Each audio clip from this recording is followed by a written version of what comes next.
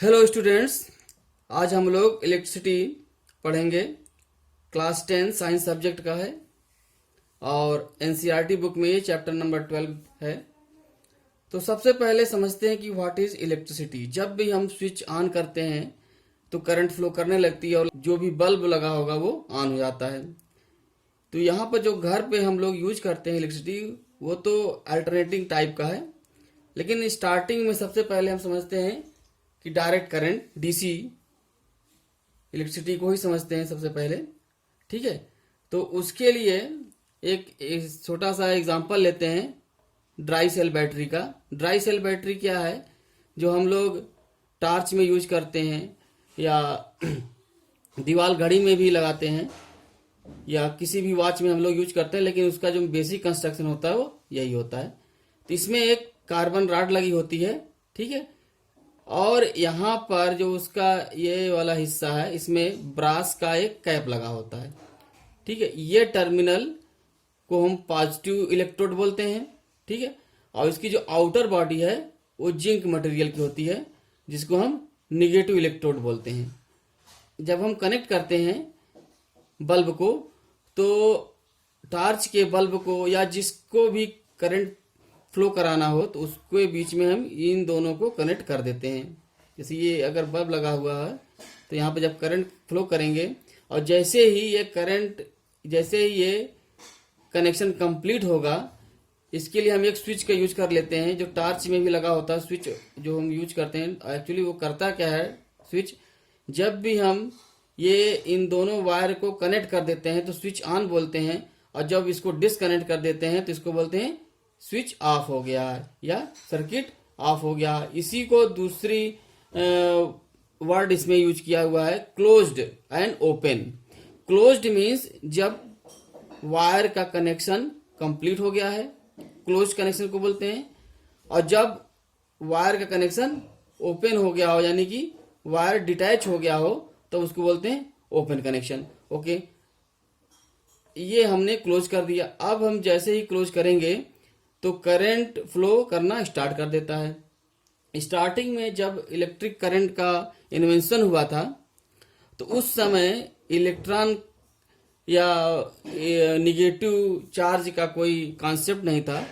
उस समय यह समझा गया था कि current due to cations positive charge के कारण फ्लो करती है। तो ये माना गया कि यहाँ पर कोई भी पॉजिटिव चार्ज होगा जो फ्लो करते हुए इस बल्ब को ग्लो करता है और वापस इसी में एंटर कर जाता है। ओके, लेकिन बाद के इन्वेंशन में ये पता चला कि एक्चुअली पॉजिटिव चार्ज फ्लो नहीं करता। पॉजिटिव चार्ज तो अभी तुम लोग भी जान गए हो, किसी भी एटम में न्यूक्लियस के अंदर न्यूट्रॉन और प्रोटॉन होते हैं। प्रोटॉन पॉजिटिव चार्ज है जिसको बाहर निकालना नियरली इम्पॉसिबल है। तो इसके जो ऑर्बिट में कई सारे इलेक्ट्रॉन रोटेट करते हैं और जो आउटर मोस्ट ऑर्बिट का इलेक्ट्रॉन होगा उसको हम किसी भी तरीके से अगर हम इसको डिटैच कर पाए इस न्यूक्लियस के अट्रैक्शन से तो वो फ्री हो जाता है टू मूव फर्दर। अब जब ये रिलीज हो गया फ्रीली, जो आउटर मोस्ट इलेक्ट्रॉन है जब उसको एक्स्ट्रा एनर्जी गेन कर लेता है और वो फ्री हो जाता है मूव करने के लिए, तो उसी कंडीशन में ये it is ready, these electrons are ready to move. Okay, अब ये होता कैसे कि इलेक्ट्रॉन यहाँ पर रिलीज हो गया, इसके अंदर इस सेल बैटरी के अंदर ये NH4Cl होता है जिसको बोलते हैं अमोनियम क्लोराइड। ठीक है, और ये जिंक है, और यहाँ पे जो डैश लाइन है, डैश लाइन के अंदर होता है manganese dioxide MnO2 plus carbon. Okay, तो जो रिएक्शन एक्चुअली यहाँ पर हम देखते हैं निगेटिव इलेक्ट्रोड में, वो क्या होता है, जिंक रिएक्ट करेगा 2Cl माइनस NH4Cl से, क्योंकि ये क्या है, इन NH4 और Cl एक आयनिक बॉन्ड बनाते हैं, तुम लोग केमिस्ट्री में पढ़ चुके होंगे। तो 2Zn प्लस 2Cl माइनस है यहाँ पर, क्योंकि आयनिक बॉन्ड है वो, उसके कारण NH4 प्लस और Cl माइनस NH4 प्लस और Cl माइनस में ये डिवाइड हो जाता है। तो Zn plus 2Cl minus will give ZnCl2 and 2 electron extra. 2 electron will be released here. so that this end is called as negative electrode। अब यहां पर क्या हुआ, क्योंकि ये केमिकल रिएक्शन तो हो रहा है कंप्लीट, तो इस साइड में, सेल के इस साइड में इलेक्ट्रॉन का डिपोजिशन होता जाता है, और यहां पर तो इलेक्ट्रॉन जब यहां पर डिपोजिट होगा तो सीधी सी बात है इस एंड में इलेक्ट्रॉन की इफिशियंसी हो जाएगी, इलेक्ट्रॉन की मात्रा ज्यादा हो जाएगी, इसी को बोलते हैं इलेक्ट्रॉन की इफिशियंसी हो गई। जब एक साइड, क्योंकि नंबर ऑफ इलेक्ट्रॉन्स तो कांस्टेंट है, बाहर से आ नहीं रहे इलेक्ट्रॉन, ठीक है, और इलेक्ट्रॉन प्रोड्यूस हो नहीं सकता, तो इलेक्ट्रॉन अगर कुछ इलेक्ट्रॉन यहाँ पर एक्यूमुलेट हो रहे हैं, इकट्ठा हो रहे हैं, तो सीधी सी बात है कहीं न कहीं से वो इलेक्ट्रॉन दूर हो रहा है, तो इस साइड से वो इलेक्ट्रॉन दूर होंगे तो इस एंड में क्या हो जाएगा, इलेक्ट्रॉन की डिफिशियंसी हो जाएगी, इलेक्ट्रॉन की कमी हो जाएगी। तो इलेक्ट्रॉन की इफिशियंसी इस साइड में है, इसलिए इसको बोलते हैं नेगेटिव इलेक्ट्रोड, और इस एंड में इलेक्ट्रॉन की डिफिशियंसी हो जाती है, इसलिए इस एंड को बोलते हैं हम पॉजिटिव इलेक्ट्रोड। अब यहां पर क्या है, यहां पर जो इलेक्ट्रॉन अक्यूमुलेट हो गया है, these electrons are ready to move, okay. और दूसरे वर्ड में एक नया टर्म आएगा पोटेंशियल, जो तुम लोग आगे और भी डिस्कस करेंगे इसको अच्छे से। तो यहाँ पर पोटेंशियल जनरेट होता है। पोटेंशियल का अगर समझोगे, इसको समझने के लिए तुम लोग, जैसे अगर वाटर टैंक है, ठीक है, वाटर टैंक में हम वाटर फिल कर दिए, तो यहाँ पर अगर यहाँ पर हम पिन होल करें और यहाँ से वाटर निकलेगा, और यहाँ भी पिन होल करें तो यहाँ से भी निकले, लेकिन दोनों के स्पीड में, दोनों की क्वांटिटी में डिफरेंस होगा, ये तुमको समझ में आ रहा होगा। ये डिफरेंस क्यों है, क्योंकि ये वाटर लेवल के कारण, हाइट जितनी ज्यादा होगी उतना ही ज्यादा फ्लो होगा, हाइट जितनी कम है उतना ही कम फ्लो होगा, ठीक। तो यहाँ पर क्या डिफरेंस है, वाटर लेवल का डिफरेंस है। वही काम यहाँ पर होता है पोटेंशियल का। तो इस साइड का पोटेंशियल ज्यादा है, ठीक है, क्योंकि ये कन्वेंशन उस समय का है जब इसका ड्राई सेल का इन्वेंशन हुआ था। हमने कहा था ना, वो उस समय उसको मानते थे कि पॉजिटिव कोई चार्ज है वो मूव कर रहा है, तो यहाँ पर मूव कर रहा है। उन्होंने, उस समय के साइंटिस्ट ने जो सोचा कि जब कोई भी चार्ज मूव कर रहा है और मूव कर रहा है, इसका मतलब इसका पोटेंशियल ज्यादा होगा, पोटेंशियल नाम रख दिया गया, मतलब इसमें कैपेसिटी ज्यादा है। इस साइड में जो भी चार्ज कैरियर्स हैं, वो सपोज किए वो क्या थे, पॉजिटिव चार्ज थे, वो चार्ज कैरियर की कैपेसिटी ज्यादा है। इसी जो कैपेसिटी ज्यादा वाला टर्म है उसी को बोला गया हायर पोटेंशियल, ठीक है, पोटेंशियल, हाई पोटेंशियल इनका इस साइड में है। अब जिधर जा रहा है एंड में, वो उस साइड में लोअर पोटेंशियल। क्यों उसको बोला गया लोअर पोटेंशियल, क्योंकि देखो पूरे वर्ल्ड में जो भी फेनामेना हो रहा है, पूरे यूनिवर्स में जो भी फेनामेना हो रहा है, उसका एक ही कॉन्सेप्ट है, from higher concentration to lower concentration. सिर्फ एक ही फेनामेना है और कुछ नहीं हो रहा है। जो भी एयर फ्लो हो रही हो, जो भी फेनामेना, एयर फ्लो कह लो, या जब भी कोई साइक्लोन आता है, कोई भी फेनामेना ले लो, उसका मेन जो भी होता movement from higher concentration to lower concentration होता है, ठीक है। तो यहाँ पर ये हमने कनेक्शन प्रोवाइड तो करा दिया। इस कनेक्शन प्रोवाइड करने के कारण इसको एक पाथ मिल गया, क्योंकि जो चार्ज कैरियर्स हैं वो एयर में फ्लो नहीं कर पाएंगे, उनको कोई न कोई कांटेक्ट चाहिए, मेटेलिक कांटेक्ट चाहिए, ठीक है। अब मेटेलिक कांटेक्ट क्यों, क्योंकि उनकी कंडक्टिविटी, एक नया टर्म आ गया, सब कुछ धीरे धीरे क्लियर होता जाएगा। नया टर्म कंडक्टिविटी आ गई। कंडक्टिविटी का मतलब यह है कि कितनी आसानी से वो चार्ज कैरियर मूव करने के लिए इसको हेल्प कर रहा है, ठीक है।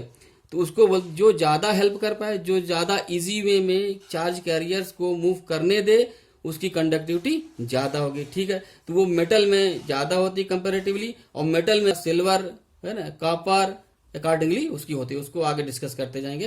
तो यहाँ पर पॉजिटिव चार्ज कैरियर्स है अकॉर्डिंग टू ओल्ड साइंटिस्ट, अब वो मूव करेंगे टूवर्ड्स, अब जो यहाँ पर पॉजिटिव चार्ज कैरियर्स उन्होंने समझा तो इसी को बोल दिया उन्होंने हायर पोटेंशियल। अब हायर पोटेंशियल का मतलब उसकी कैपेसिटी ज्यादा है, और जब फ्लो होगा, हमने पहले बताया था कि वो जो भी फ्लो होता है from higher concentration to lower concentration, तो यहाँ पर लोअर कंसंट्रेशन समझा गया, तो ये मूवमेंट ये माना गया। लेकिन बाद के इन्वेंशन में ये फैक्ट सामने आया कि पॉजिटिव चार्ज तो मूव कर ही नहीं सकता। प्रोटॉन जो कि है वो न्यूक्लियस के अंदर हाईली बॉन्ड, न्यूक्लियर बॉन्ड सबसे ज्यादा प्रभावी होता है, सबसे ज्यादा ताकतवर होता है न्यूक्लियर बॉन्ड। तो प्रोटॉन को तो बाहर निकालना नियरली इम्पॉसिबल है। तो इलेक्ट्रॉन कैन फ्लो, तो इलेक्ट्रॉन फ्लो कर रहा है। अब देखो यहाँ पर कहानी पूरी तरह से चेंज होने जा रही है।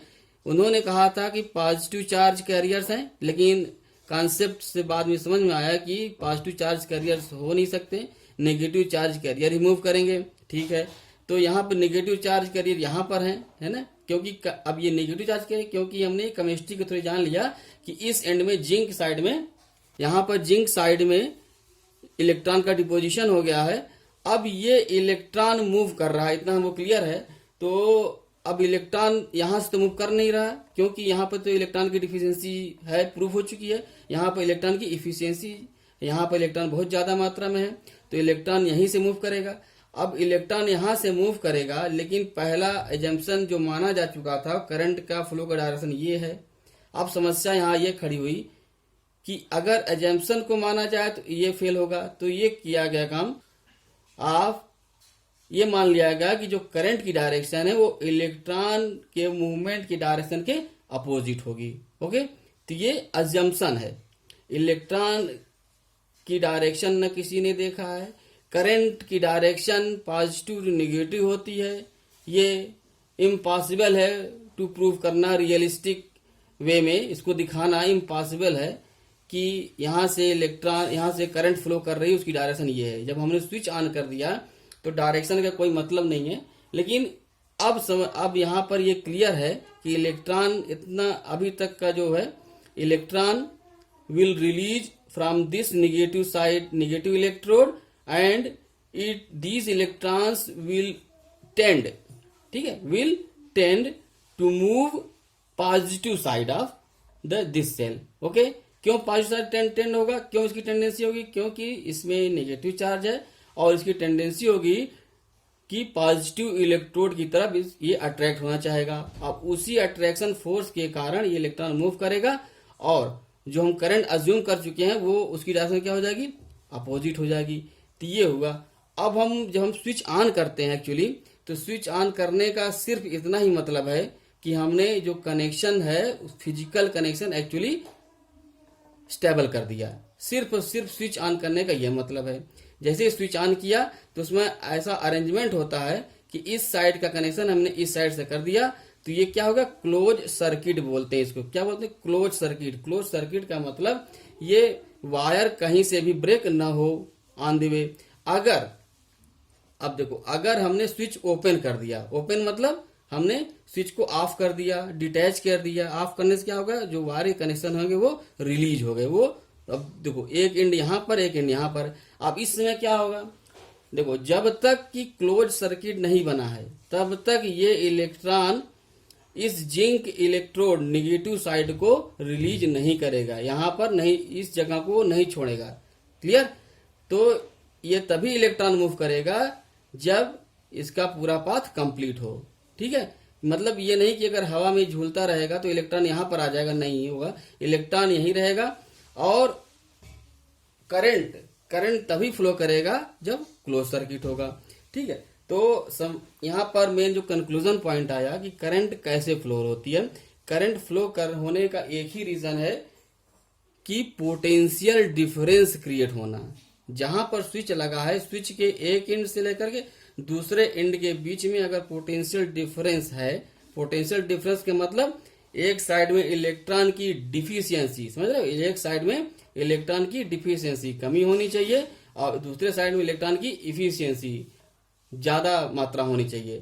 तो वो अगर मेंटेन है, अगर वो ऐसा है और उसको हम कनेक्शन दे दें, है ना, मेंटेन कर दे फिजिकल कनेक्शन, तब करंट फ्लो करना स्टार्ट कर देती है।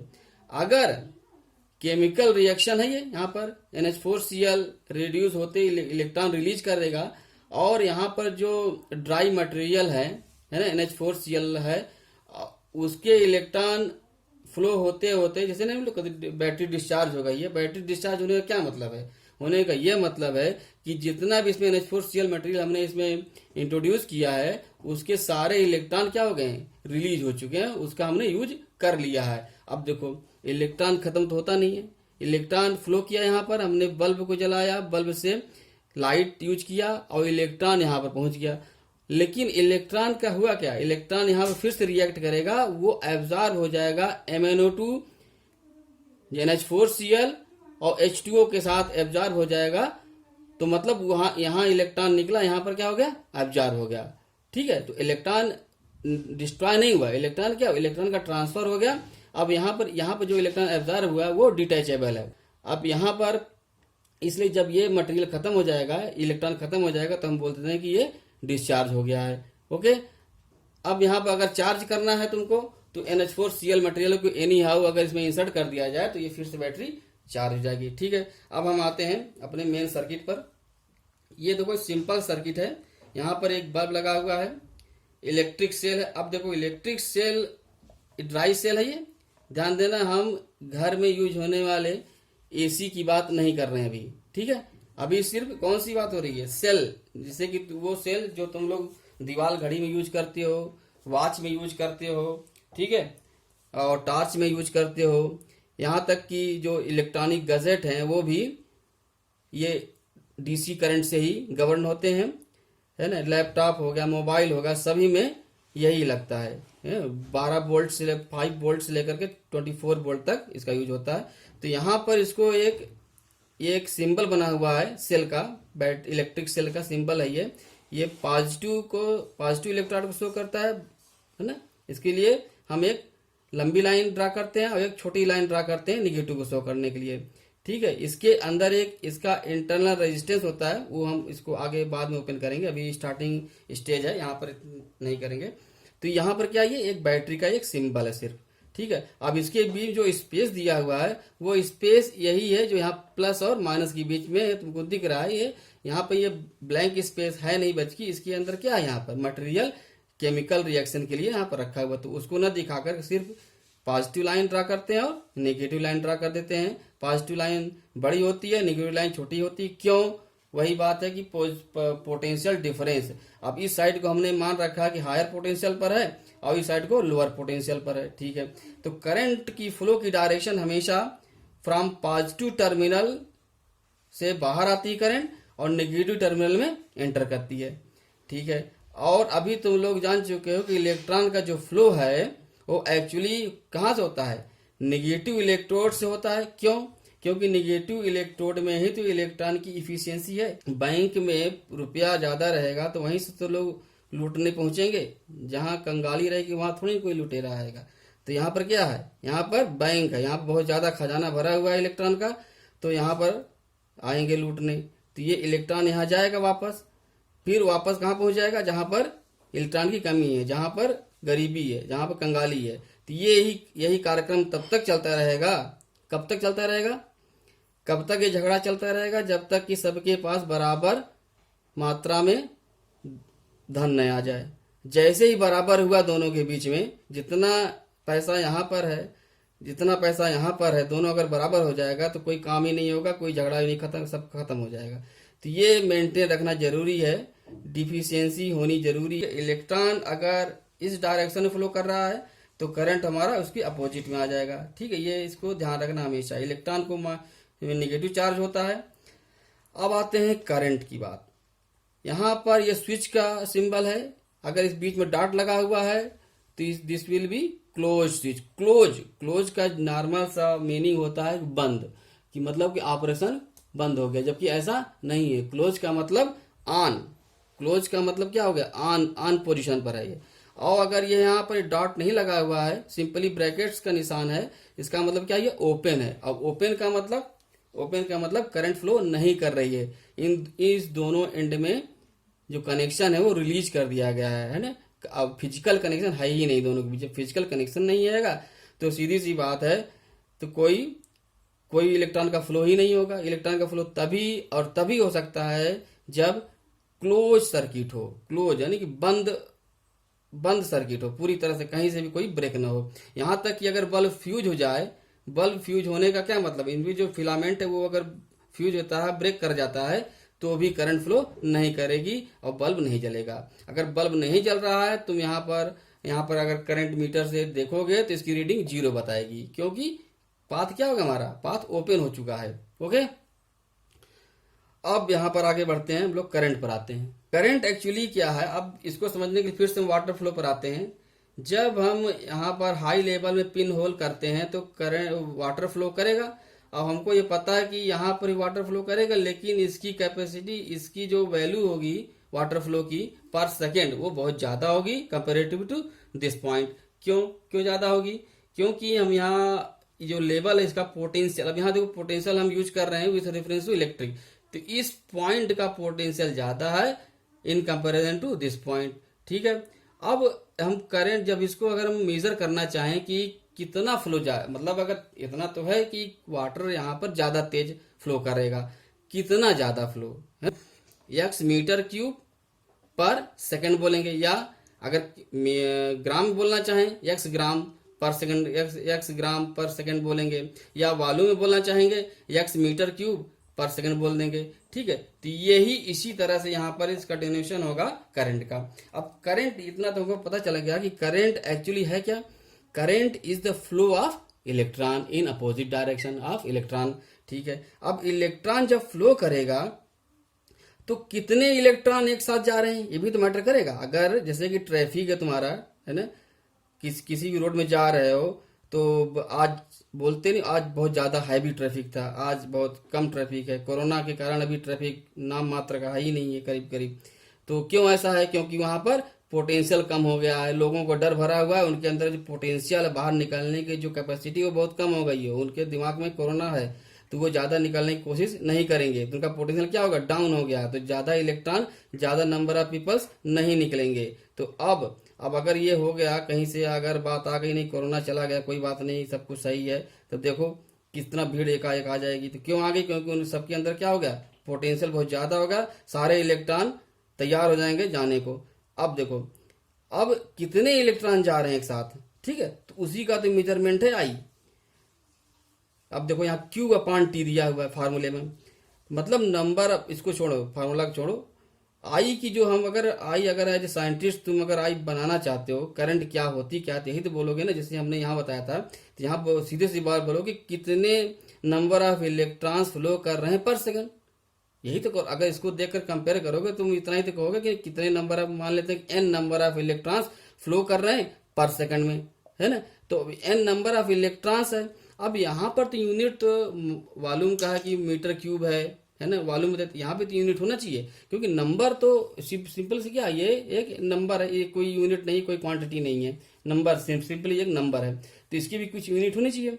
अब एक इलेक्ट्रॉन में क्या ऐसी कैपेसिटी होती है जिससे के कारण वो करंट को प्रोड्यूस करता है। इलेक्ट्रॉन में ऐसा क्या होता है, तुमको पता है, इलेक्ट्रॉन से निगेटिवली चार्ज, वो उसमें क्या होता है, चार्ज होता है। अब चार्ज क्या है, अब इसको समझने के लिए तुम लोग को थोड़ा सा और बेसिक ये है, ये क्लास 6, 7, 8 समझाया गया होगा, लेकिन यहाँ थोड़ा सा हम हिंट दे दे रहे हैं। What is charge? चार्ज ये है कि जब भी एटम, केमिस्ट्री पढ़ चुके हैं, किसी एटम में न्यूक्लियस होता है, उसमें इलेक्ट्रॉन होते हैं, जब ये इलेक्ट्रॉन इनसे बाउंडेड है तो कोई बात नहीं, कोई झगड़ा नहीं, ठीक है। जैसे ही ये इलेक्ट्रॉन किसी भी तरीके से कोई छीन लेता है, कोई हटा लेता है, कोई बाहर भगा देता है, तो इसमें क्या हो जाता है, रोना पिटना मचेगा। जब रोना पिटना मचेगा तो यहाँ पर क्या हो जाएगा, एक पॉजिटिव चार्ज यहाँ पर क्रिएट हो जाएगा, कि ये बताने के लिए कि एक फ्लैग यहाँ पर होस्ट करेगा एक तरह से, कि हमारे पास एक इलेक्ट्रॉन था, वो किसी ने छीन लिया। अब ये इलेक्ट्रॉन जो यहाँ पर है वो यहाँ पर चला जाएगा, या किसी एक जो छीन के ले गया वो अपने पास रख लिया। अब यहाँ पर ये बता दिया कि हमारे पास एक इलेक्ट्रॉन ज़्यादा हो गया, ठीक है। अब उन दोनों में तनातनी शुरू हो जाएगी। तो यही तो चल रहा है, केमिस्ट्री में यही होता है, ठीक है। तो ये इलेक्ट्रॉन जो गया तो अपने पास क्या ले गया, चार्ज ले गया है। अब ये नेगेटिव है तो ये इसकी टेंडेंसी क्या होगी, अब ये टेंडेंसी, ये इसकी टेंडेंसी क्या होगी कि हमको कहीं से कोई इलेक्ट्रॉन मिल जाए और उसको ले ले। जैसे ही मिल जाएगा तो इसका काम खत्म, ये अपने आप को बहुत संतुष्ट समझ लेगा। अब ये क्या करेगा, अब ये तुरंत इसको यूज करना चाहेगा, इसको खर्च करना चाहेगा, खर्च करेगा, अपने इसका काम चलेगा। तो यही होता है इसमें क्या है। अब एक इलेक्ट्रॉन तुमको पता है कि जो चार्ज होता है Q इक्वल टू 1 इलेक्ट्रॉन में 1.6 इंटू 10⁻⁻19 कूलम। एक ये क्या है, ये यूनिट है, चार्ज की यूनिट है। अब समस्या ये आती है कि n इंटू अब ई करेंगे, है कि नहीं, तो नंबर ऑफ चार्ज अगर एक सेकंड में n number of electron move कर रहे हैं तो ये क्या हो जाएगा, क्यू हो जाएगा। है तो यहाँ सिंपली से बताएं क्यू अपॉन टी, इसी को बोल दिया गया हमारा, हमको आई बोल दिया गया। तो आई की डेफिनेशन क्या होगी, number of charge flown per second is called as current. ठीक है, तो एक साइंटिस्ट आए एम्पियर, उन्होंने 1775 से लेकर के 1836 तक उनका लाइफ स्पैन था, और फ्रेंच साइंटिस्ट थे एम्पियर, और उन्होंने इसका एक यूनिट डिजाइन किया। जैसे कूलम भी एक साइंटिस्ट थे, उन्होंने उनके नाम पर चार्ज का यूनिट रखा गया कूलम, सी कैपिटल से। तो एम्पियर ने दिया, तो उनके सम्मान में इसकी यूनिट रखी गई 1 एम्पियर। और व्हाट इज 1 एम्पियर, 1 एम्पियर का मतलब तभी होगा जब ये भी न्यूमरेटर में 1 हो और डिनोमिनेटर में 1 हो, तो 1/1 विल बी 1। तो इसका क्या डेफिनेशन हो जाएगा, एम्पियर की डेफिनेशन अगर तुमको याद होनी चाहिए, नहीं याद है, एग्जाम में आ गया तो क्या करोगे, I equals to Q upon T. मतलब करंट क्या है, rate of change of flow of charge. अगर चार्ज हमारा 1 कूलम है और वो टाइम टेकन है 1 सेकेंड, देन 1 एम्पियर, करंट की unit 1 ampere can be defined as 1 coulomb charge flows within 1 second. That is, current is a quantity in which 1 coulomb charge flows within 1 second. What is 1 coulomb?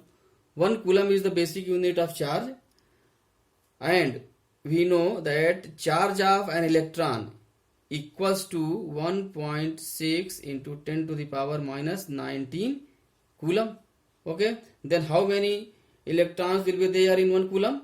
We can calculate by, let's suppose that there are n number of electrons in 1 coulomb, then 1 divided by this charge 1.6 10 to the power minus 19 equals to 6.25 into 10 to the power 18 number of electrons will be there in 1 coulomb.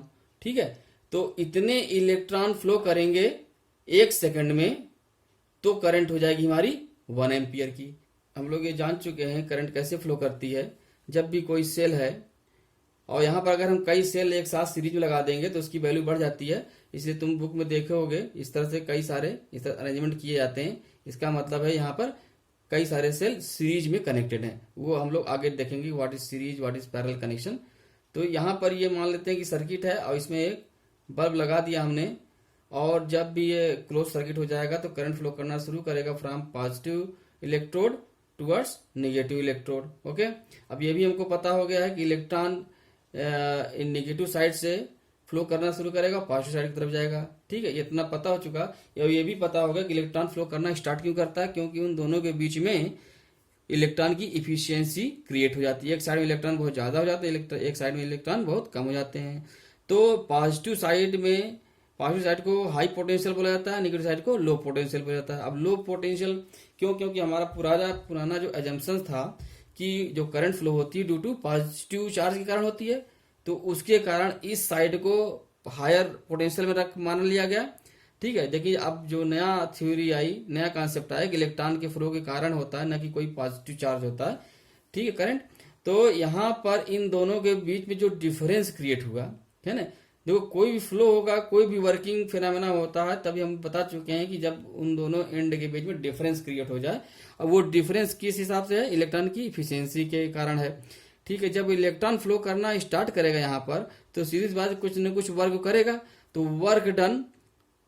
जब work done होगा तो उसी से related है definition of potential की। तो potential is defined by work done per unit charge.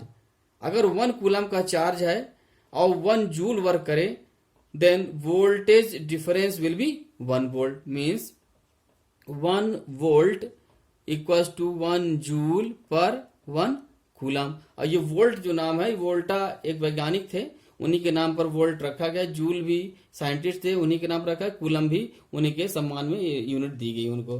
ठीक है, तो 1 volt equals to 1 joule per 1 joule divide by 1 coulomb हो गया। अब यहाँ पर ये समझते हैं कि what is potential and what is potential difference. अब देखो, जब भी हम वाटर की लेवल की बात करते हैं कि वाटर हमारा एच हाइट तक फिल है, तो जब हाइट की बात करेंगे तो हमेशा हाइट का रेफरेंस भी लिया जाएगा कि H is the from bottom of the tank. Okay, ठीक। अगर इसी वाटर टैंक को हम घर की छत में रख दें तो हाइट इसका जो लेवल है उसका बढ़ गया है ना, ये कैपिटल एच हो जाएगा, तब ज्यादा हो जाएगा। और ज्यादा लेवल होगा तो इसका जो हाइट डिफरेंस है, यहाँ क्या हो जाएगा, हम बोल सकते हैं हाइट डिफरेंस। ये अर्थ लेवल से अब हो गया यहाँ पर, ठीक है। यहाँ पर क्या है, इसके जो टैंक है उसके बॉटम लेवल से माना जाएगा। तो जो डिफरेंस पॉइंट है, जो रेफरेंस पॉइंट है, उसके रिस्पेक्ट में जब हाइट हम मेजर करते हैं, उसी तरह से हम पोटेंशियल को भी रेफरेंस पॉइंट के रिस्पेक्ट में मेजर करा सकता है।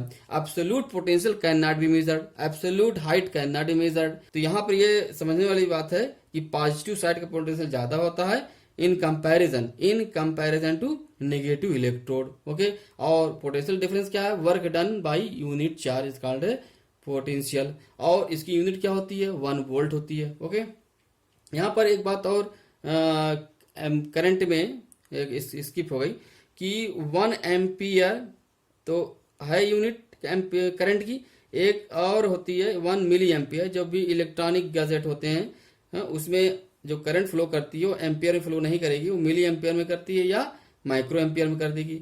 तो 1 milli ampere equal to 10 to the power -3 ampere and 1 micro ampere equal to 10 to the power -6 ampere. ठीक है, ओके।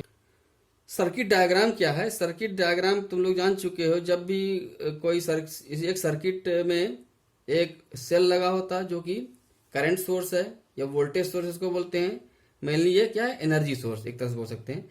इसमें इसको कनेक्ट करेंगे हम किसी लोड एलिमेंट, यहाँ पर लोड बोला जाता है कि यानी कि एक्चुअल क्या हम इसको किससे क्या हम यूज कर पा रहे हैं। जैसे कि हम अगर हम बल्ब यूज कर लें तो इसी को लगा this will be called as load.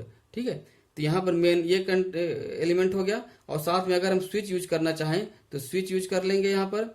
ठीक है, तो ये सब बेसिक एलिमेंट है। तो यहाँ पर 1 बाय 1 डिस्कस करेंगे। ये किसका है सिंबल, सेल का सिंबल है, पॉजिटिव नेगेटिव। और ये स्विच है ना, बता चुके हैं ओपन कब होता है, क्लोज स्विच कब होता है।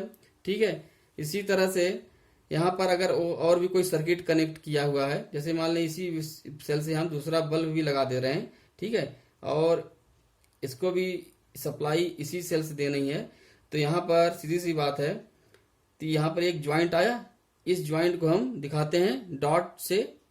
ठीक है, यहाँ पर डॉट दिखा देंगे, इसको बोलते हैं क्या, नोड, नोड पॉइंट इसको बोलते हैं, ध्यान देना, नोड पॉइंट बोलते हैं। और अगर मान लो कि ये इसमें ज्वाइंट नहीं है एक्चुअली, जैसे कि ये सर्किट हम इसको और भी इस तरह इधर इधर इधर भी कर देते हैं, ये कि ये कनेक्शन यहाँ पर भी एक हम बल्ब जोड़ दे रहे हैं। ठीक है, और साथ में यहाँ से लेकर के ये एक बल्ब जोड़ दिया, लेकिन यहाँ पर क्या कर दिया, ये नोड पॉइंट नहीं है। ठीक है, ये नया सर्किट हमने बना दिया, मतलब ये नोड पॉइंट हो गया, ये नोड पॉइंट हो गया, मतलब ये ज्वाइंट है, यहाँ पर ये भी नोड पॉइंट हो गया। लेकिन ये जो वायर है ये बाईपास हो रहा है, यानी कि इस वायर से इसका कोई कनेक्शन नहीं है, तो इसको हम ऐसे दिखा देंगे। तो ये भी एक सिंबल है। इसी तरह से एक सिंबल है रेजिस्टेंस का। ठीक है, अब रेजिस्टेंस क्या होता है, जैसे मान लेते हैं कि ये वायर है और इसमें हमने एक बल्ब से कनेक्ट कर दिया और बैटरी लगा दी। ठीक है, अगर ये वायर कॉपर का है तो करंट की वैल्यू थोड़ी ज्यादा होगी। अगर इसमें इस वायर की जगह हमने आयरन का वायर ले लिया तो करंट की वैल्यू कम हो जाएगी। क्यों कम हो गई, क्योंकि कॉपर का जो रेजिस्टेंस है वो कम होता है in comparison to iron material के। ठीक है, तो यानी कि यहाँ से तुमको समझ में आ गया होगा कि करंट जो है वो रेजिस्टेंस पे डिपेंड करेगा। अगर रेजिस्टेंस ज्यादा है तो करंट की वैल्यू कम हो जाएगी। अब रेजिस्टेंस का जो मीनिंग होता है ना, वो रेजिस्टेंस की मीनिंग अगर समझेंगे तो क्या मतलब कि जो कि करंट को फ्लो करने में रुकावट पैदा करे। ठीक है, तो उसी क्वांटिटी को बोलेंगे हम रेजिस्टेंस। जिसका रेजिस्टेंस ज्यादा होगा वो करंट की फ्लो में ज्यादा रुकावट पैदा करेगा। और उस जैसे कि यहाँ पर यहाँ से लेकर के वहां वायर है या ये बल्ब है, तो ये कितना करंट ये एब्जॉर्ब करेगा, कितना करंट फ्लो करने में ये रुकावट पैदा करेगा। तो ये सब कंबाइंडली किससे शो होगा, रेजिस्टेंस शो कर दिया जाएगा। यानी कि इसको हम ऐसे भी दिखा सकते हैं, सेम सर्किट को इस तरह से भी दिखाया जा सकता है कि यहाँ पर हमने बल्ब की जगह क्या बना दिया, एक रेजिस्टेंस दिखा दिया, उसकी वैल्यू लिख दी R। ठीक है, अब इसको कनेक्ट कर दिया किसी सेल से, बैटरी का कनेक्शन दे दिया सिंबल से। अब यहाँ का मतलब ये हुआ करंट फ्लो कर रहा है, ये वोल्टेज डिफरेंस इन दोनों का प्लस और माइनस के बीच में कितना हुई है, तो करंट फ्लो करना शुरू करेगा। और ये बल्ब की जगह हमने क्या लिख दिया, रेजिस्टेंस लिख दिया। और यहाँ के बीच जो वायर हैं और बल्ब का कंबाइंडली हमने लिख दिया कि इतना रेजिस्टेंस दे रहा है। और बाकी के जो वायर है वो अब क्या हो गए, वो उसका कोई मतलब ये रेजिस्टेंस कोई लेना देना नहीं है, हमने सब कंबाइंडली एक साथ लिख दिया। यहाँ पर एक और सिंबल होता है इस तरह, इसी तरह बना होता है, और यहाँ पर एक एरो का निशान बना होता है, उसको बोलते हैं वेरिएबल रेजिस्टेंस। मतलब उस रेजिस्टेंस की वैल्यू हम बदल सकते हैं। जैसे तुम लोग उसमें रेगुलेटर में, फैन के रेगुलेटर में यूज करते हो, नॉब लगी होती है, ठीक है, उसको घुमाते हो इस तरह से। कई सारे और भी कई सारे अरेंजमेंट होते हैं जिससे कि फैन की स्पीड घट जाती है या बढ़ जाती है। तो वहां भी इसी तरह का अरेंजमेंट है कि रेजिस्टेंस की वैल्यू हम घटाएंगे तो करंट की वैल्यू बढ़ेगी, है ना। रेजिस्टेंस अगर कम होगा तो करंट ज्यादा होगा, रेजिस्टेंस की वैल्यू ज्यादा करते जाएंगे तो करंट कम होता जाएगा। करंट कम मिलेगा फैन को तो उसकी स्पीड कम हो जाएगी, है ना। वो पोटेंशियल भी मैनेज कर लेंगे, वो थोड़ा डिटेल में, लेकिन हम एग्जांपल के लिए बता दिए कि ये क्या है, वेरिएबल रेजिस्टेंस, इसको ऐसे दिखाते हैं। और दूसरा तरीका क्या है, इस तरह से बना होता है। अब इस वेरिएबल होता कैसे है, ये है एरो तो बना दिया, एक्चुअली ये देखो, ये इसका एरो बना दिया गया है। अब ये एक्चुअल सर्किट का ये यहाँ पर ज्वाइंटर है। अब ये जब इसको खिसकाएंगे, इधर मूव करेंगे, तो ये इधर जितना जाता जाएगा तो करंट रेजिस्टेंस की वैल्यू उसी तरह से बदलती जाएगी। ये होता है वेरिएबल रेजिस्टेंस का। अब एक और सिंबल होता है एम्पियर, एम्पियर मीटर। यहाँ पर क्या करंट मेजरमेंट होता है। ये प्लस है, मतलब कोई भी वायर है उनके बीच में कनेक्ट कर देंगे। जैसे कि यहाँ पर इस सर्किट में हम मेजर करना चाहते हैं कि ये जो बल्ब है कितना करंट एब्जॉर्ब कर रहा है, कितना करंट ड्रा कर रहा है। तो इसके बीच में क्या करें, इन दोनों वायर को हम ब्रेक करेंगे और इन दोनों के बीच में एक एमीटर लाएंगे और उसको एक साइड में, दो साइड होते हैं, दो उसके एंड होते हैं, दोनों एंड में इसको कनेक्ट कर देंगे तो यहाँ पर ये करंट फ्लो बताना शुरू कर देगा। इसी तरह से एक होता है वोल्ट मीटर। वोल्ट मीटर क्या होता है कि किन्हीं भी दो एंड के बीच में पोटेंशियल डिफरेंस को मेजर करता है। अब यहाँ पर दो एंड की बात हो, क्योंकि हमेशा पोटेंशियल, देखो करंट तो होता है एक वायर में कितनी करंट फ्लो कर रही है, जबकि पोटेंशियल डिफरेंस क्या है, दो एंड के बीच में डिफरेंस। तो पहले वो डिसाइड कर लो कि हमको किसके बीच में पोटेंशियल डिफरेंस मेजर करना। मान लो कि तुमको इस पॉइंट और इस पॉइंट के बीच में, इस नोड पॉइंट और इस नोड पॉइंट के बीच में तुमको पोटेंशियल मेजर करना है। तो सीधी सी बात, जो पोटेंशियल मीटर होगा वो इन दोनों के बीच में कनेक्ट करेंगे और उसको पैरेलल कनेक्शन देते हैं यहाँ पर, ठीक है। पैरेलल कनेक्शन, पैरेलल कनेक्शन, क्योंकि सीरीज में दे नहीं सकते। सीरीज में एम्पियर कनेक्ट होता है और वोल्ट मीटर पैरेलल कनेक्ट होता है, पैरेलल कनेक्शन देते हैं। ओके, अब हम लोग ओम्स लॉ पढ़ेंगे। इसके लिए सबसे पहले ये सर्किट कनेक्शन समझ लो ध्यान से। इसमें देखो कई सारे सेल हैं और ईच सेल की कैपेसिटी है V वोल्ट, ठीक है। यानी कि पॉजिटिव और नेगेटिव के बीच की जो पोटेंशियल डिफरेंस है वो V वोल्ट है, सभी का V वोल्ट है, ठीक है। अब यहाँ पे देखो नेगेटिव से पॉजिटिव कनेक्ट किया गया है दूसरे सेल का, है ना। नेगेटिव से पॉजिटिव या पॉजिटिव है और नेगेटिव एक साइड कनेक्ट कर दिया गया और इस तरह से। तो इसको क्या बोलते हैं हम, इसको बोलते हैं सीरीज कनेक्शन है। इसको आगे पढ़ोगे ध्यान से।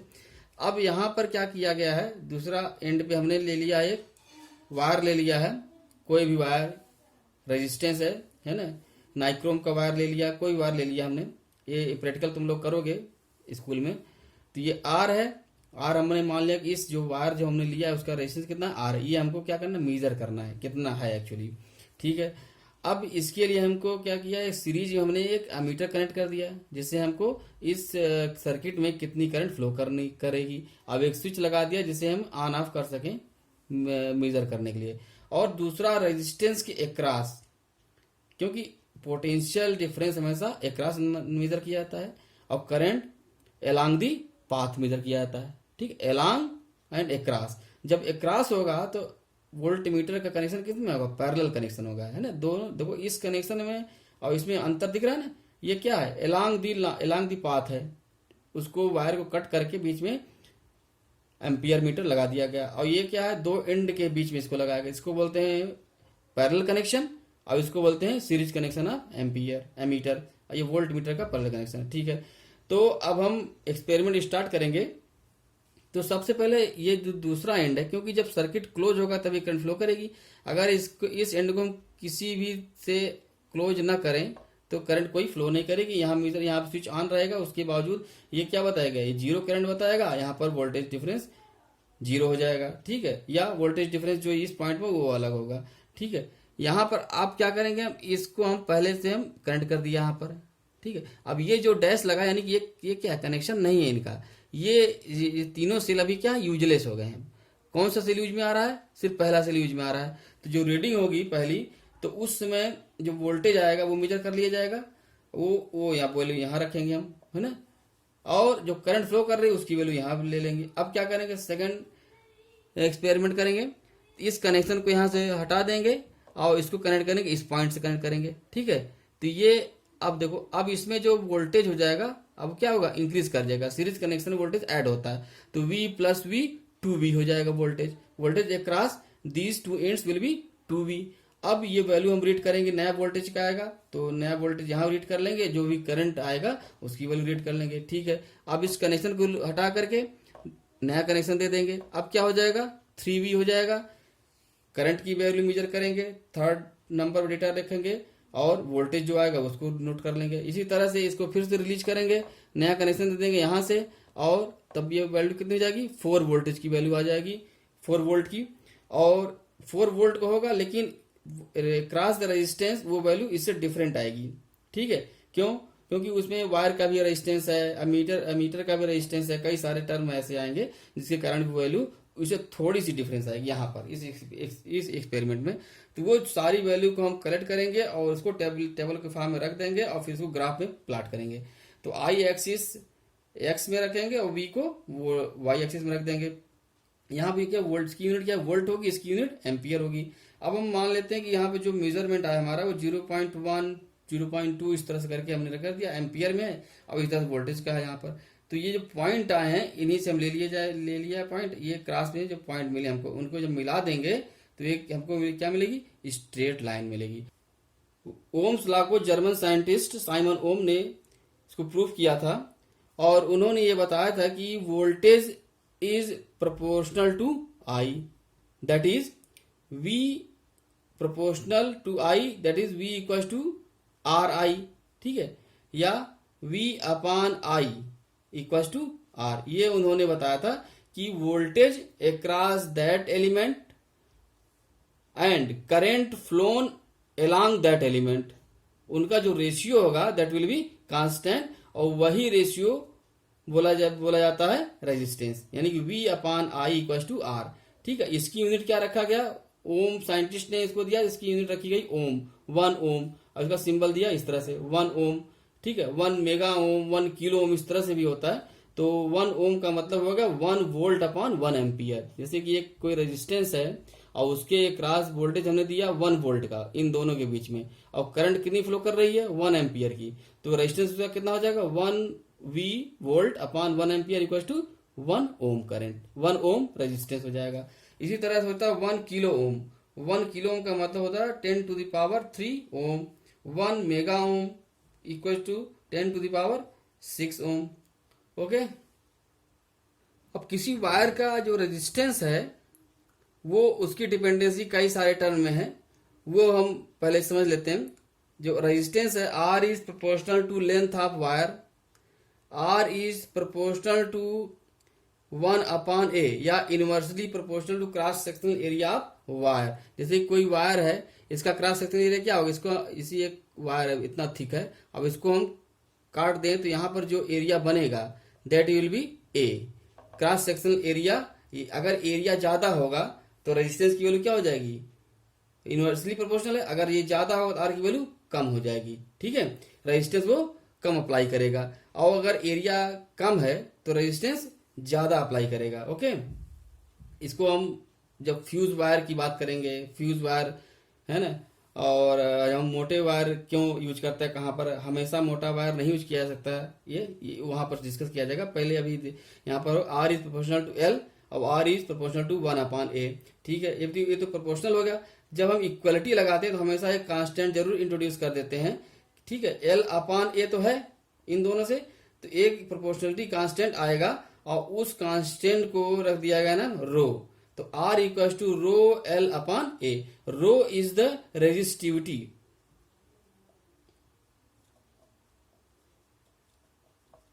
Resistivity of the material.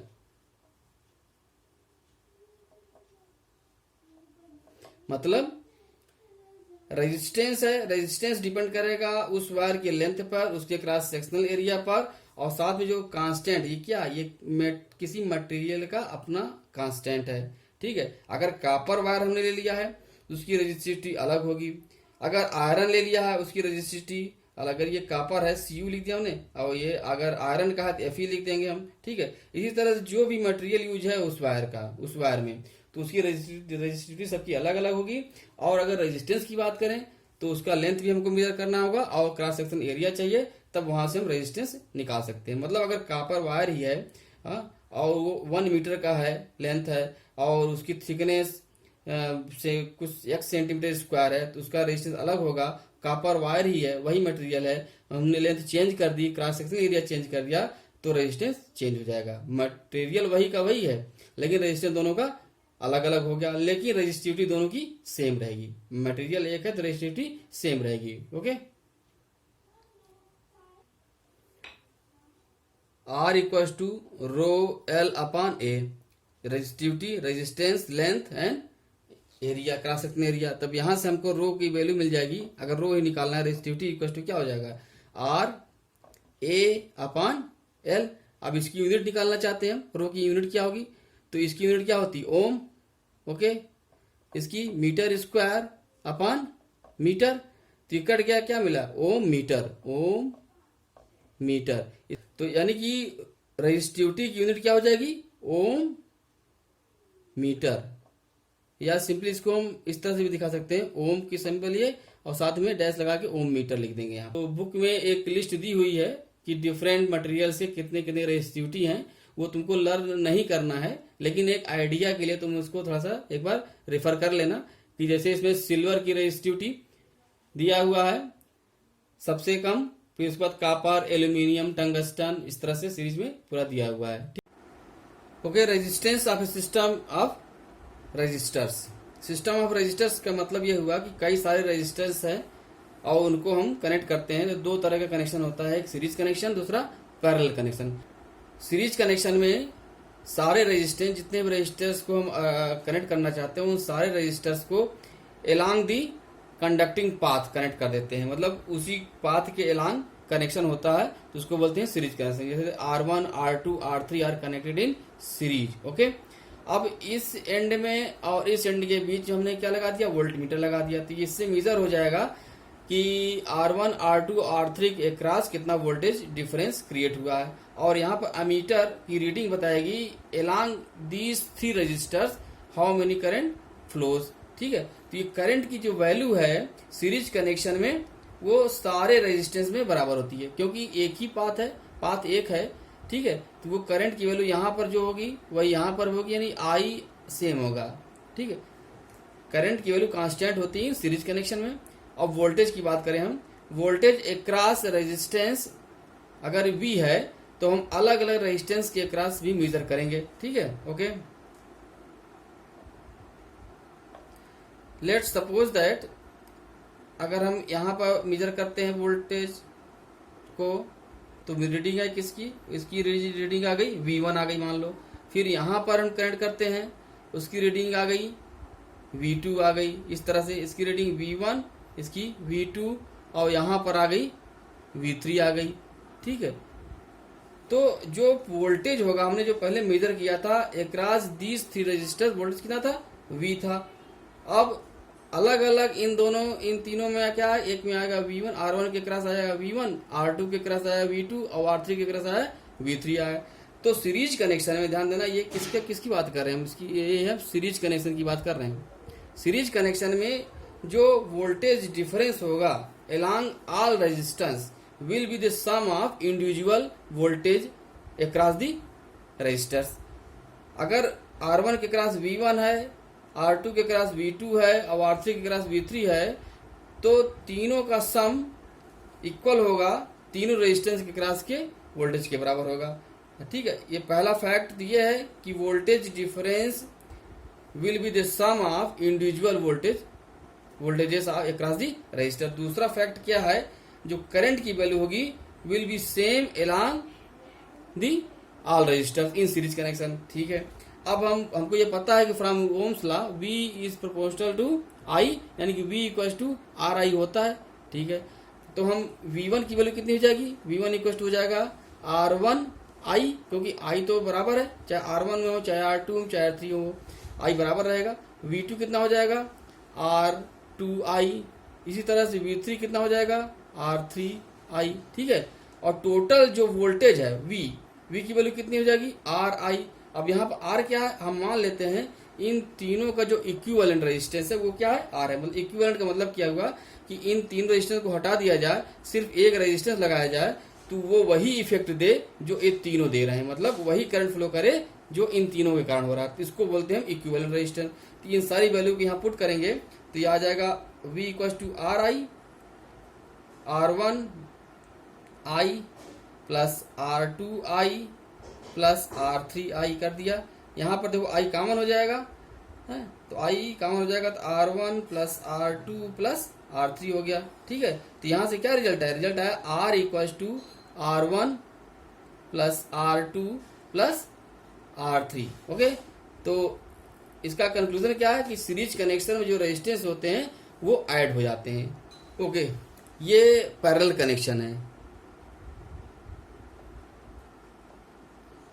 Parallel connection of resistors R1 R2 और R3। पैरेलल कनेक्शन क्यों बोलेंगे हम कि इसमें देखो खास बात किया है कि ये सारे एंड, ये सारे रेजिस्टर्स के एक एंड एक साथ ज्वाइंट है और दूसरा एंड एक साथ ज्वाइंट है। ठीक है, और वो कंबाइंडली जो इन तीनों को अलग से हम कर दिए, ज्वाइंट कर दिए, फिर उसके बाद ये जो मेन पाथ है हमारा मेन सर्किट में इसको अटैच कर दिया गया। ठीक है, तो ये इसका इक्विवेलेंट सर्किट हमको निकालना है कि अगर ये पैरेलल की जगह पर अगर हम एक सिंगल रेजिस्टेंस ही लगा दें बस इन दोनों एंड के बीच में, तो उसकी वैल्यू कितनी होगी। ठीक है, इक्विवेलेंट निकालना है हमको। तो यहाँ पर ध्यान देने वाली बात है, अगर इन दोनों एंड के बीच में हम एक क्या लगा दिए, वोल्ट मीटर अप्लाई कर दिए, यहाँ पर लगा करके मीटर कर लिए, तो ये रीडिंग बताएगा कि voltage difference between these two node point. ये देखो नोड पॉइंट है ना, जब दो पाथ ज्वाइंट होते हैं दो से ज्यादा, उसको बोलते हैं नोड पॉइंट है। इन दोनों नोड पॉइंट के बीच में कितना पोटेंशियल डिफरेंस है। अब देखो ये पोटेंशियल डिफरेंस, क्योंकि नोड पॉइंट तीनों रजिस्टर्स के लिए सेम है, तो voltage difference across R1 across R2 and across R3 वो भी V ही होगा। क्यों, क्योंकि दो तीनों रजिस्टर्स के लिए जो नोड पॉइंट इनके बीच हमने मेजर किया है वो क्या है, कॉमन है। ठीक है, ये नोड ये नोड, जैसे कि अगर हम अब ये तो इसमें तो है नहीं कि वोल्ट मीटर लगा रहे हैं तो R1 को मेजर करेगा, नहीं, ये तो सिर्फ नोड पॉइंट से मतलब है। इस नोड पॉइंट के बाद कितने भी तुम रजिस्टर लगा दो वो सब को मेजर करके बता देगा कितना वोल्टेज डिफरेंस है इन दो नोड पॉइंट के बीच में। ठीक है, तो इसका कंक्लूजन क्या है कि voltage difference across parallel connection will be same for each resistors. सारे रजिस्टर्स के लिए अगर पैरेलल कनेक्शन है तो उनके अक्रॉस वोल्टेज सेम रहेगा। ठीक है, और सीरीज में क्या था, करंट सेम था। ठीक है, लेकिन यहाँ पर डिफरेंट क्या होगा, I current along R1 along R2 और along R3 will be different, I1 I2 I3 ये तीनों अलग अलग होंगे। तो ये हमारा इसी को हम यूज करेंगे यहाँ पर। तो V इक्वल टू क्या होता है, R इंटू I, ये तो हो गया हमारा, ये मान लेते हैं कि R is the equivalent resistance across these node points. तो यहाँ पर हम R1 I1 लेके चलते हैं, क्योंकि R1 के अक्रॉस भी वोल्टेज कितना है, V ही है, तो यहाँ पे क्या हो जाएगा R1 I1 हो जाएगा। इसी तरह से V इक्वल टू क्या हो जाएगा, R2 I2 और V इक्वल टू हो जाएगा R3 I3 हो जाएगा। तो यहाँ से हम निकाल सकते हैं I1 equal to V upon R1, I2 equal to V upon R2 and I3 equal to V upon R3। Okay, यहाँ पर हम I1 निकाल रहे हैं, ध्यान देना, और सीरीज में V1 V2 V3 निकाल रहे थे। ठीक है, क्यों, क्योंकि अब देखो ये नोड पॉइंट है, यहाँ पे करंट कितनी आ रही, I आ रही, यही करंट तो डिस्ट्रीब्यूट हो रही तीनों ब्रांच में, तो यानी कि I will be equals to I1 plus I2 plus I3 होगा। ये देखो यहाँ पे सामने दिख रहा है कि I इनकमिंग करंट है और दीज 3 आर आउटगोइंग करंट। तो इनकमिंग करंट जितनी होगी वो इसी में तो डिस्ट्रीब्यूशन होगा। तो I equal to I1 plus I2 plus I3। इसी को तुम लोग आगे 11th में KCL पढ़ोगे, किरचॉफ करंट लॉ इसको बोलते हैं, ठीक है, इसी बात को। तो यहाँ पर ये क्लियर हो रहा है I equal to I1 plus I2 plus I3। अब यहाँ से I की वैल्यू कितनी हो जाएगी, I जो टोटल करंट है that will be I equal to V upon R। अब इन सारी वैल्यूज को हम पुट करेंगे, V upon R equal to V upon R1 plus V upon R2 plus V upon R3। तो यहाँ से जो कंक्लूजन क्या है, V कैंसिल आउट हो जाएगा, 1 upon R equal to 1 upon R1 plus 1 upon R2 plus 1 upon R3। ये हो गया हमारा कंक्लूजन पॉइंट आ गया, ठीक है। Okay, heating effect of electric current. जब भी कोई भी वायर कनेक्ट होता है या लोड हम लगाते हैं, बल्ब लगा दें, कुछ भी हीटर ज्वाइंट कर दें, तो हीटिंग इफेक्ट होता है। जैसे कि ये हमने बैटरी लगा दी और यहाँ पे ये रेजिस्टेंस है, ठीक है, रेजिस्टेंस है तो यहाँ पे करंट फ्लो करेगी V। तो V इक्वल टू RI तुमको पता है, ठीक है। सीरीज कनेक्शन में R क्या होता है, R equal to R1 plus R2 plus R3। Parallel connection में 1 upon R equal to 1 upon R1 plus 1 upon R2 plus 1 upon R3। ये क्लियर हो गया, ठीक है। अब यहाँ पर हीटिंग इफेक्ट हम बात कर रहे हैं और ये भी तुमको पता है V इक्वल टू क्या होता है, W अपान Q। तो यहाँ से आ गया W equal to V into Q। अब W क्या था, याद करो कि वोल्टेज डिफरेंस निकालने के लिए हमने क्या किया था कि work done per unit charge. लेकिन ये पर यूनिट चार्ज ना होकर के अब ये करंट आई फ्लो कर रहा है। करंट आई फ्लो करने का मतलब number of electrons opposite direction flow कर रहे हैं, ठीक है। तो कॉन्सेप्ट सब वही है। इसके बाद जो फार्मूले हैं उसमें कुछ भी कॉन्सेप्ट नहीं है, मेन कॉन्सेप्ट पहले ही था, ठीक। उसको हमने क्लियरली उसको रुक करके बताया था। लेकिन यहाँ पर सिर्फ फार्मूला डिराइव हो रहा है और इसमें कुछ खास जरूरत नहीं है। तो यहाँ पर सिर्फ क्या है, ये इलेक्ट्रॉन जो नंबर ऑफ इलेक्ट्रॉन्स बढ़ते जाएंगे यानी कि Q की वैल्यू बढ़ती जाएगी तो वर्क डन भी अकॉर्डिंगली बढ़ेगा, वोल्टेज वही होते हुए भी। बात समझ में?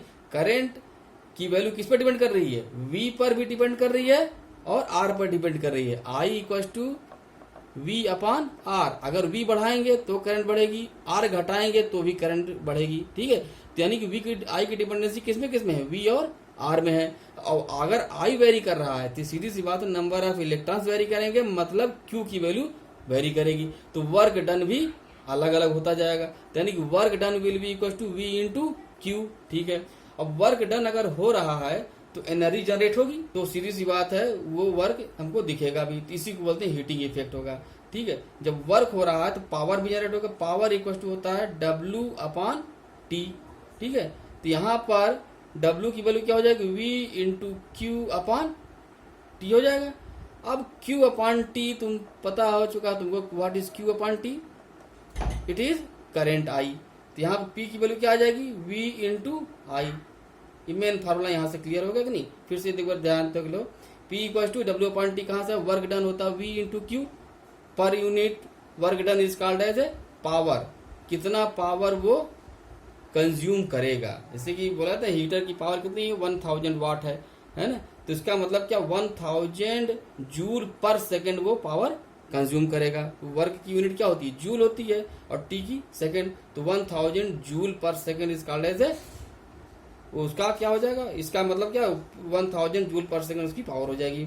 अब देखो इसका दूसरा फॉर्मूला भी बनेगा, P इक्वल टू V हम वही रखते हैं लेकिन I की वैल्यू क्या हो जाएगी, V अपॉन R कर सकते हैं यहाँ पर। तो ये बन जाएगा V स्क्वायर अपॉन R, ठीक है। अब हम P से क्या करेंगे, अभी तक हमने I को रिप्लेस किया था, अब हम V को रिप्लेस करेंगे। I को एज इट इज रखे रहते हैं, तो V इक्वल टू क्या हो जाएगा यहाँ पर, I इंटू R हो जाएगा। I R हो गया, तो ये फॉर्मूला क्या बन जाएगा, I स्क्वायर R। तो यानी कि इसका तीन फॉर्मूला बना P इक्वल टू, एक को हो गया VI, दूसरा हो गया V स्क्वायर अपॉन R, और तीसरा हो गया I square upon I square R हो गया। ये तीनों हो गए फार्मूले।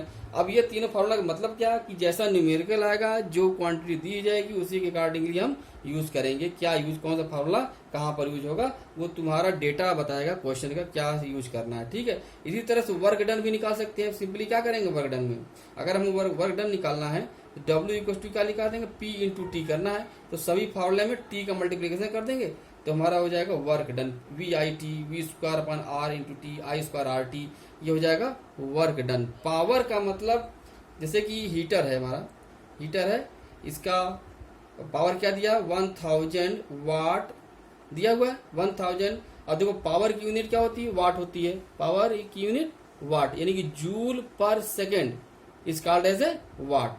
1 joule per second is watt, 1 watt बोला जाता है यहाँ पर। ठीक है, अगर 1000 वाट है पावर अगर, तो 1000 जूल पर सेकेंड वो एनर्जी एब्जॉर्ब कर पर सेकेंड। ठीक है, अगर हम हीटर को हम जलाते हैं 1 घंटे तक जला दें तो पावर कितनी हो जाएगी उसकी जो वर्क डन हो जाएगा 1000 जूल इंटू 1 आवर में कितने सेकंड हो जाएंगे 60 इंटू 60, तो वो जो भी आएगा that will B joule work done. वो ओरिजिनल जो एनर्जी जो एब्जॉर्ब होगी वो यहाँ से आएगी। P इक्वल टू वी आई हो गया, ये तो पढ़ चुके हो। P इक्वल टू वी आई मतलब किसी भी एलिमेंट की जो पावर होती है वो V इंटू आई हो गया। उसके 3 फार्मूले भी हमने बता दिया, और उसकी यूनिट क्या हो जाएगी, P इक्वल टू क्या होता है W अपॉन T होता है work done per second, joule per second हो गया। और 1 joule per second is called as a 1 watt. ठीक है, और ये 1 किलो वाट भी है, 1 किलो वाट इक्वल टू 1000 वाट। ठीक है, 1 मेगावाट इस तरह आगे बढ़ते जाएंगे, 10 टू द पावर 3 इसको बोलते हैं, 10 टू द पावर 3 वाट हो गया यहाँ पर। अब आते हैं हीट जनरेशन। जब कोई भी वायर जब कनेक्ट हो, जब हीटर का वायर जब कनेक्ट होगा और उसका पावर हमने मान लिया था 1000 वाट है, यानी कि पर सेकेंड वो 1000 जूल एनर्जी कंज्यूम कर रहा है ना। पावर का मतलब वाट है, जूल 1000 जूल पर सेकेंड हो गया, यानी 1 सेकेंड में 1000 जूल वो एनर्जी एब्जॉर्ब कर रहा है। तो अगर टाइम दे दिया जाए कि हीटर को हमने बर्न किया है 2 घंटे तक या 10 मिनट तक, जितना ही बर्न किया है, तो हाउ मेनी हीट जनरेटेड, तो वो H से आ जाएगा। सिंपली हमको क्या करना पड़ेगा, P इंटू टी करना पड़ेगा, क्योंकि हम फार्मूला से जान चुके हैं P इक्वल टू क्या था, W अपॉन टी था, work done per unit time. तो P इंटू टी कर देंगे तो यहाँ से आ जाएगा VI इंटू टी, तो ये आ जाएगा H हीट जनरेटेड। अब यहाँ पर 1000 है तो ये हो जाएगा पावर 1000 इंटू टाइम सेकंड में कर देंगे तो हमको टोटल हीट जनरेटेड आ जाएगा कितने में, जूल में आ जाएगा। वो उसकी यूनिट क्या हो जाएगी, क्योंकि ये हीट है, हीट की यूनिट कितनी होगी, जूल में होती है, कैलोरी में होती है, केमिस्ट्री पढ़े होगे। ठीक है, उसका दोनों का कन्वर्जन होता है, तो यहाँ पर हम जूल पढ़ेंगे। तो heat converted, heat will be in represented in joule. चलो अब पढ़ते हैं हम लोग 1 किलोवाट आर। ये काम की बात है, घरों में हम लोग बिजली यूज करते हैं और हर महीने बिल आता है, तो कितने बोलते हैं कि इतने यूनिट की बिल, इतना यूनिट आज खर्च हुआ, इतने 1 महीने में कितनी यूनिट आ गई। ठीक है, तो इस पर काफ़ी ज़्यादा माथा पच्ची लोग करते हैं कि क्या हुआ, कैसे कैलकुलेट करते हैं। तो ये तुम भी कर सकते हो घर पे, इसको पढ़ने के बाद जरूर कैलकुलेट करना कि कितनी बिजली खर्च कर रहे हो, और उसके बाद मीटर रीडिंग देखना कि हाँ तुम्हारा कैलकुलेशन सही है या गलत है। तो ये 1 किलोवाट आर इज 1 यूनिट, जिसको हम लोग बोलते हैं 1 यूनिट, वो यही है। मतलब ये हुआ, इसका मतलब इसको पहले इसको समझ लो तब ज़्यादा सही रहेगा। जैसे मान लो कि ये है हीटर तुम्हारा, इसको हमने कनेक्शन दे दिया है ना, और यहाँ पर ये जो सिंबल है ये एसी करंट का हमने बना दिया है, क्योंकि अभी तक तुम लोग एसी पढ़े नहीं हो, लेकिन समझने के लिए बस यहाँ पर है। तो इसका जो रीडिंग है हमने यहाँ पे जो इसके लेवल लिखा था 1 किलोवाट इसकी पावर है ना, यानी कि 1000 वाट इसका क्या है, कैपेसिटी है, इसकी पावर है। इसका क्या मतलब 1000 जूल पर सेकंड एनर्जी वो कंज्यूम करेगा। अगर इस हीटर को 1 घंटे तक 1 आवर तक इसको बर्न किया जाए, जलाए रखा जाए, तब कितनी एनर्जी खर्च करेगा ये। तो क्या करेंगे हम, P पढ़ चुके हो ना तुम लोग, H इक्वल टू क्या हो जाएगा, P इंटू टी। P कितना है 1000 joule per second, joule per second में करने के बाद ही हम T में आएंगे, T की, क्योंकि T की यूनिट क्या है, सेकेंड है, और जूल पर सेकेंड अगर ये किलो वाट में तो कन्वर्ट करो जूल वाट में। ठीक है, तो 1000 वाट हो गया ठीक है, 1000 जूल पर सेकेंड। अभी टी का मल्टीप्लाई करेंगे तो टी कितना 1 आवर में कितना होता है, 1 आवर इक्वल टू 60 मिनट और 1 मिनट इक्वल टू 60 सेकेंड। ठीक है, तो यहाँ से जब कैलकुलेट करोगे 1000 इंटू ये हो जाएगा 3600 हो जाएगा। फिर यहाँ पर अगर इसको 3.6 इंटू 10 टू द पावर में कन्वर्ट करोगे तो 1 2 3 पावर इधर आ जाएगी और 3 यानी कि 6। अब ये क्या हो जाएगा यहाँ पर जूल, तो इतना जूल वो कंज्यूम कर लेगा 1 घंटे में। इसी को बोलते हैं 1 यूनिट। तो जब अगर घर में सारे अप्लायंस बंद कर दो, सिर्फ हीटर जलाओ 1 घंटे तक और उसको चेक करोगे मीटर यूनिट को, तो 1 घंटे में उसमें 1 रीडिंग की इंक्रीमेंट आ जाएगा। ठीक है, इसी तरह से फैन में भी जो भी तुम्हारे जिसको भी जो भी इंस्ट्रूमेंट तुम यूज कर रहे हो, जो भी इलेक्ट्रिक अप्लायंस यूज कर रहे हो, उसके उसमें एक लेबल लगा होता है, उसमें लिखा होता है उसका वाटेज कितना वाट का है। तो वो सब काउंट करो, फैन का काउंट करो, हाँ बल्ब का काउंट करो कितना वाट लिखा है, और उसको सम कर लो और उसको देखो, टेबल बना लो कि हमारा फैन कितने टाइम तक चला, 24 घंटे में, है ना। जो बल्ब लगा हुआ, एलईडी बल्ब जो लगे हुए हैं वो 20 वाट का है, 5 वाट का है ना। सबका अलग अलग कैलकुलेट करो और मेजर करो कि 1 घंटे में कौन कितना कितना बर्न हुआ, और कैलकुलेट करने के बाद जब सबका सम करोगे तो पी आ जाएगा, है ना। उसके अकॉर्डिंग तुम यही फार्मूला लगाओगे और सम करोगे तो तुमको मिल जाएगा टोटल यूनिट जनरेटेड, कितना यूनिट तुमने खर्च करी है। अब उसको तुम लोग चेक कर सकते हो अपने मीटर की रीडिंग से। ओके,